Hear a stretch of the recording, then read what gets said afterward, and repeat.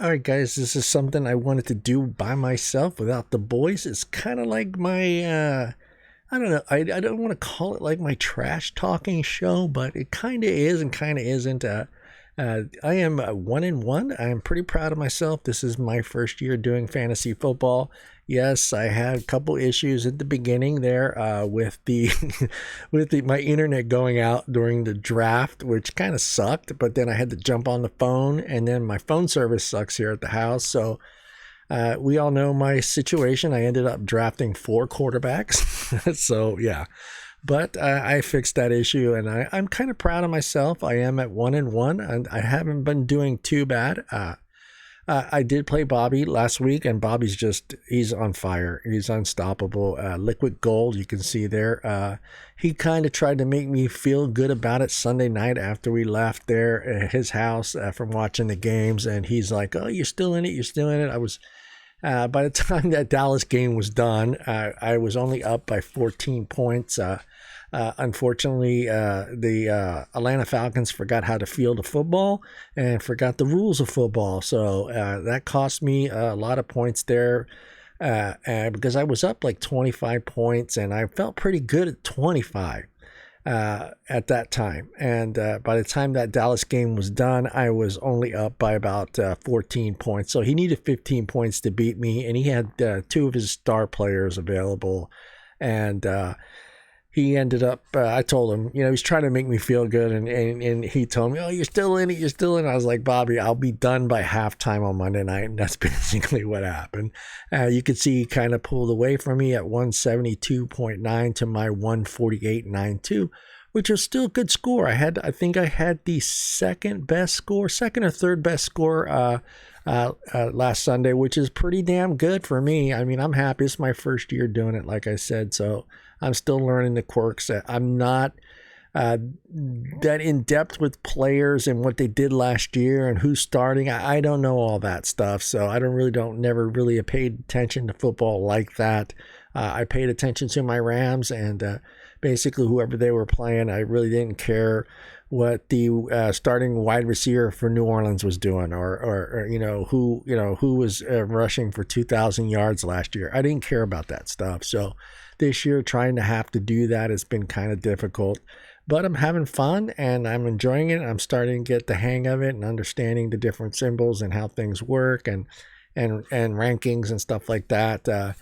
But this week I am playing my son, Frank the Tank. Yeah, there it is. W.A. Tank. And he is also 1-1. We're both 1-1. So this is a big day. Sunday's a big game. Big game. Sunday's going to decide who and I think he's in my league. So we'll decide who is going to go 2-1 and who's going to go 1-2. So not a big deal. It's still a lot of football left to play, but it's still be fun to beat him.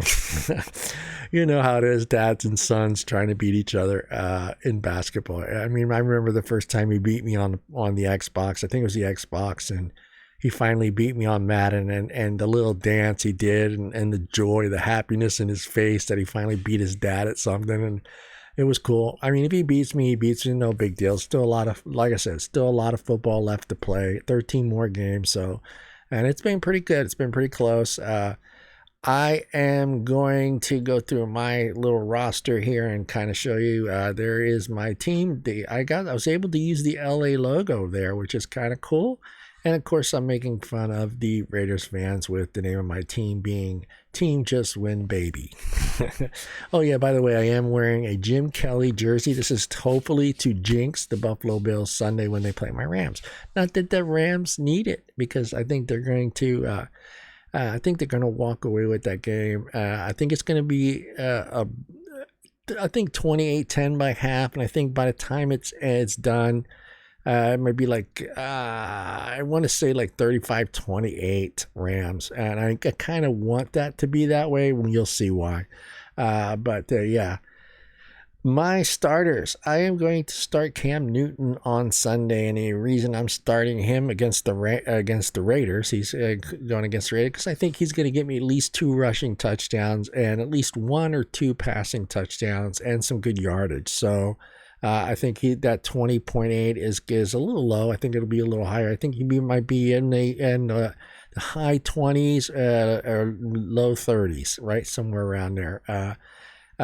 I have to choose him over Deshaun Watson and Matt Ryan. I think with Deshaun Watson against Pittsburgh, that defense, I mean, he's still projected at 19-3. I think it's going to get a lot less than that against that Pittsburgh defense. And then Matt Ryan, he's good for 2-3 touchdowns, but I think that Chicago defense is going to put a lot of pressure on him. I think he's going to make a lot of mistakes like he usually does. And I think that 17.8 is actually high. So I had no choice but to go with Cam Newton. I think he's going to do well against that Raider team. And the Raiders, the thing is with the Raiders, I think they want to beat New England so bad, whether Brady's there or not. And I think that hurts them a lot of times because I think they by wanting to beat them so bad, they make so many mistakes. And I think we're going to see that on Sunday. I think even without a crowd there, I think we're still going to see a lot of penalties against the Raiders, and I think it's going to hurt them in the end. And I think New England pulls ahead and wins that game. It's going to be close, though. It's going to be a close game, but I think penalties are going to hurt the Raiders. I'm calling it now. I got Antonio Gibbs as my running back. He's projected at 11.5. Darnell Henderson Jr., the running back from the Rams. I picked him because my other running back, my starting running back, Christian McCaffrey, is in IR with a high ankle sprain. So he's done 4 to 6 weeks. So my number one draft pick is useless to me for at least 6 weeks. And then my other running back, Brown from the Rams, just had a horrible game last week. He was injured, and they kind of took him off the questionable list on Sunday or Saturday. So I played him, but he ended up getting me 4.4 points, which did not help. Same thing with Julio Jones. He was questionable last week. Then they took him off the questionable and started him, and he got me like 4 points. That killed me. So let's see here. Henderson Jr. Yeah, we did that one. And then this is the tough one. Stephon Diggs. I mean, he is the starting wide receiver for Buffalo Bills. Yes, I want him to have a big game. Yes, I want a lot of points from him, but I don't want it to be points that are going to hurt my team, and that sucks. I hate that I'm in this situation because I made fun of those guys last year. Bobby, Mike, and Brandon for, rooting against their own team because they had a fantasy player on the other team. I hate that. So I'm going to be in that situation Sunday, and it sucks. Allen, Green Bay wide receiver, I don't think he's going to see a lot of action, but I don't know. I mean, Green Bay's putting up a lot of points. Let's see what he did last week. He had 4 catches for 58 yards. Oh, that's projected. Last week he had 7 catches for 108 yards, 50. It was a touchdown. Hey, if he gives me that, gives me 25 points, I'll love it, but I doubt it. I doubt it. Who are they going against? New Orleans? Possible. I mean, I don't know. Then my tight end, he lit it up. The Rams tight end, Taylor Habib. I don't know, however you fucking say it. He's projected for 9.7. Dude, he lit it up last week. I mean, God, he saved me because he made the difference last week. He got me 35 points last week. I mean, just an awesome game. 8 receptions for 94 yards, 3 touchdowns. It was 35.4 points. Just astounding. I hope I get at least 2 more out of him like that. And then Hilton as my other wide receiver for Indianapolis. Going against that Jets team. So I think this 12-4 might be a little low. I got the Packers defense going against New Orleans. I might make that change. And then Zerline is my kicker. So I'm going to keep him because you know what? Dallas scores a lot.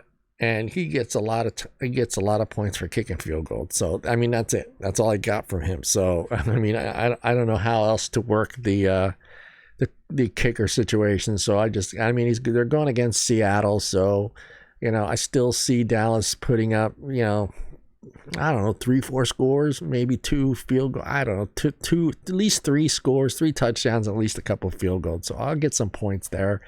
But it should be fun. I'm going to go up against Mr. Frank the Tank. And let's see what Frank's team is projected. I don't want to go through his roster because he may change it. He's projected for 99.9, so I got him there. I think I am projected at yeah, not by much, 102.8. So I mean, it's going to be close. It's going to be fun. Let me go through the if he beats me, he beats me. It's so early in the season, so let me go by the standings here real quick and go through that with you guys. We got Team Mike Hawk in first place. Mike's lighting it up. He's 2-0. Then me. I'm in second place with 1-1. Frank the Tank in third with 1-1. Karen in fourth place, and then Brian in last place. Both Brian and Karen are 0-2. They haven't won a game yet. You guys better step it up this week. You might have a shot. I don't know. We'll see who's going. Bobby Liquid Gold is just lighting it up. He may win the whole thing. It's still early. Don't get me wrong. It is early, so shit can happen. Players can get hurt, but right now Bobby's on fire. Liquid Gold, which is Bobby, and then his son there, Las Vegas Waiver, is 2-0 as well. We got Bob Sharp, 1-1, and then Border Patrol, my cousin Phil, and then Jesse in last place at 0-2 in that division. Jesse the only one without a win in that division, so it's going to be interesting. Let's see here, points wise, Liquid Gold on fire, 313.04, and with Mike right behind him. It looks, was he at 33 points behind Bobby. But like I said, it's early. And then we got Brandon in third place, and then me in fourth. So I'm pretty happy with that fourth place. It's week 3, or going into week 3. I'm still in top 5, so I'm pretty happy being a rookie at this, not understanding any of it. And pulling this out and staying competitive has been awesome. So I'm in fourth place. We got Tank in fifth place. Big TD Sharp. Big Bob in 6th place. We got Border Patrol Philip in 7th place. 8th place, we got Karen. 9th place, Jesse, and then 10th place, Brian. So it's still early. It's still early, but it's going to be fun to see where it comes out of this. Hopefully the ring stays in Modesto. So yeah, that was just my kind of like I didn't really trash talk I don't trash talk my son. I hope his team does well, but just not better than my team. That's all the trash talk I have for my son Frank. But it should be close. We're close, or so he got him by 5 points. So anything can happen. So it should be fun. We'll recap what happened Sunday on Monday's show at 7 p.m. on the Facebook page, on my Facebook page, and also on my YouTube channel. It's kind of an entertainment channel. I'm going to be working on doing different things on there, whether it's vaping or sports and interviews of other sorts. So Monday at 7 p.m. with the boys, myself, Bob Sharp, Brian, and Michael. And who knows, we might have some guests come on and talk some football with us and sports. That's it. Good luck, everybody, Sunday. Good luck to you, Frank. Not too good, but hopefully you do okay and I don't beat you by a lot of points. All right, guys. See you Monday at 7 p.m. with For Nobody's Talking Sports, 7 p.m. on the Facebook page and on Instagram, on YouTube. Later.